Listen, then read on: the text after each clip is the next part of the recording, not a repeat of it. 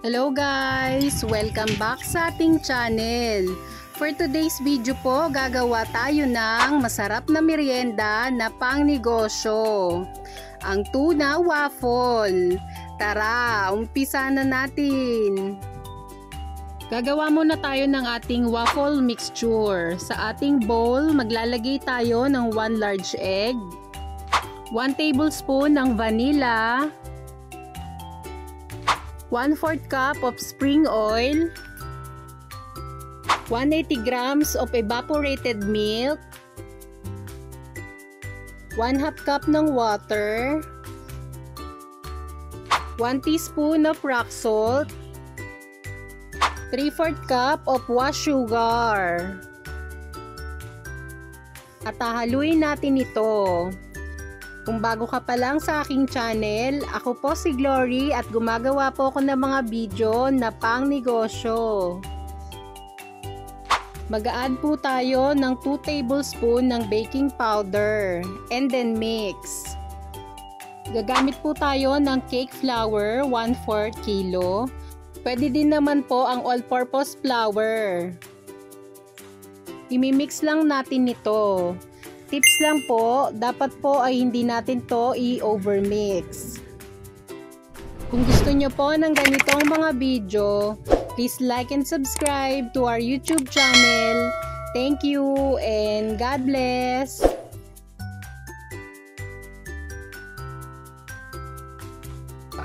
Isasala po natin ang ating waffle mixture para po mawala yung buo-buo.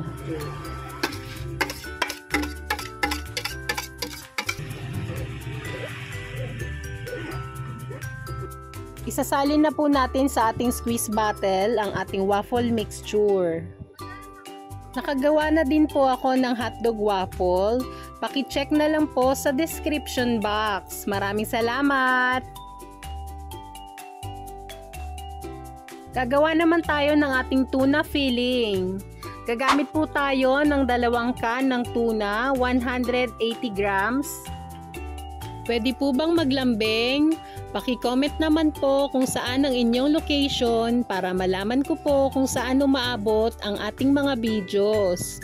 Maraming salamat! Titimplahan na po natin. Gumamit po tayo ng 2 medium na onion, pinch of salt, 1/2 teaspoon ng ground pepper. At hahaluin po natin ito hanggang sa mag-well combined na. At ang last, ang ating 80 ml ng mayonnaise. Ayan po, imimix lang natin ito muli. At eto na ang ating tuna filling.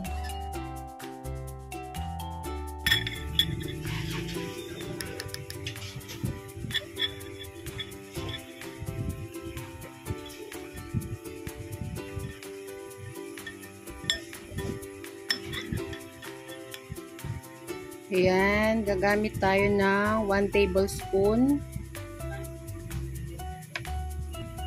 Ito po yung waffle butter natin. Ito, 2 minutes na tong naka-on yung ating waffle maker.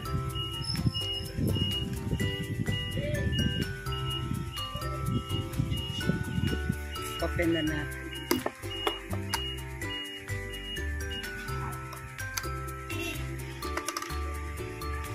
Magpapahid na po tayo ng ating margarine.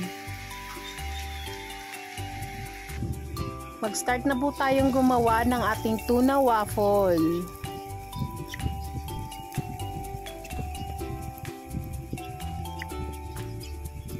Maglalagay na tayo ng ating 1 tablespoon na tuna filling. Ayan po, i-spread lang natin to sa gitna.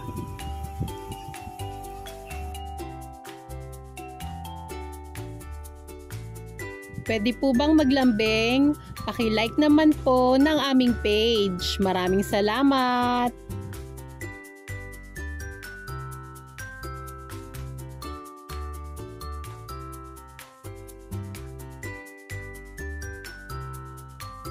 Tapos maglalagay tayo uli sa ibabaw ng ating waffle mixture. At isasara na po natin ito.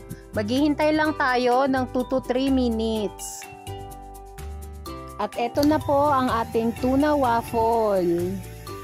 Sana po ay may nakuha kayong idea sa bidyong ito.